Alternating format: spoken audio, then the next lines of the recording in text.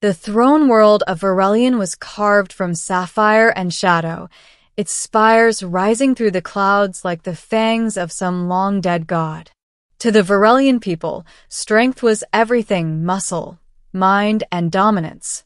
Their emperor, Cruelty 9, ruled by conquest and scorned weakness in any form. And yet, his only child, Princess Saria, was born broken. Her scales were pale instead of obsidian, her wings shriveled, her bones fragile. In a species bred for war, she was an embarrassment the Emperor could neither kill nor acknowledge. So, when the human delegation came to negotiate peace after the Terran-Verelion War, Cruelty saw an opportunity for cruelty. "Send her," he said to his advisors. "Let the humans see what our cast-offs look like. A crippled princess for their charity." No one dared argue. And so, Saria was sent to the Terran fleet, alone, trembling, her translator implant blinking weakly.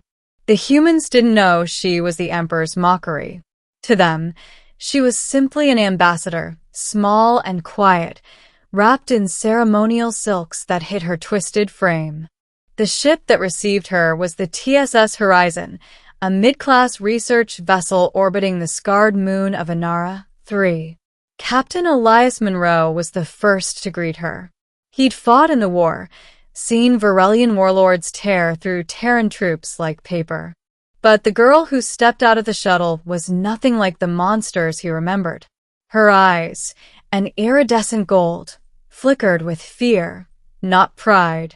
"Welcome aboard," he said softly.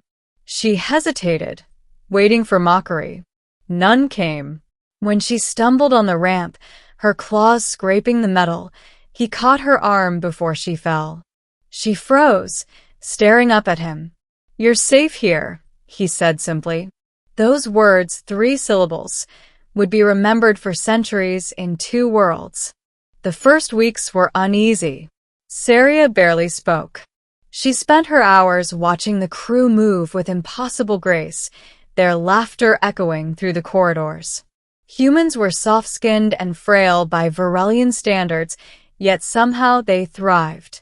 No one sneered when she dropped a datapad or tripped in the mess hall. Instead, they smiled, helped her up, asked if she wanted tea. On Verelion, kindness was a weakness punishable by exile. On the horizon, it was currency. One night, she stood in the observation deck alone, watching the moonlight scatter over Inara 3's storms. She didn't hear Monroe approach until he spoke. "Can't sleep either?" She turned. "Humans don't mock?" He smiled faintly. "We try not to." "Even broken ones?" Monroe studied her for a moment, then said, "We don't call people broken here. Just different." That night, something shifted inside her. The crew grew fond of her. Ensign Patel taught her how to paint using Terran pigments. The ship's doctor modified a set of light exobraces to support her wings. Even the gruff engineer, Grayson, adjusted her quarters so the gravity field wouldn't crush her bones. When she tried to thank them, they only shrugged. That's what family does. That word, family, was something she had never known. Meanwhile, across the stars, Emperor Cruelty laughed when reports of her treatment reached him. "Humans pamper her like a wounded pet," he sneered. "Let them. When they see what she truly is, they'll recoil." But his amusement would not last. 3 months later, disaster struck. The horizon was mapping Inara 3's ion storms when a rogue Verelion war cruiser dropped out of warp, renegade loyalists still clinging to the Emperor's doctrine of dominance. They demanded Saria's return. When Captain Monroe refused, the warship opened fire. The horizon was no match. Hull breaches spread like fire, systems failing one by one. Amid the chaos, Monroe found Saria in the medbay, struggling to rise despite her failing exobraces. "You have to stay here," he ordered. She shook her head. "They came for me. Exactly why you're not going anywhere near them." Her voice trembled. "If I surrender, they'll spare you." Monroe stepped closer. "And if you don't?" She looked down. "Then you'll die because of me." He cupped her face gently, his rough human hand against her cool, scaled cheek. "Listen to me, Saria. You don't belong to them anymore. You belong here with us." Her breath caught. "With you?" He nodded once. "With me." Something uncoiled in her chest, something fierce and terrifyingly alive.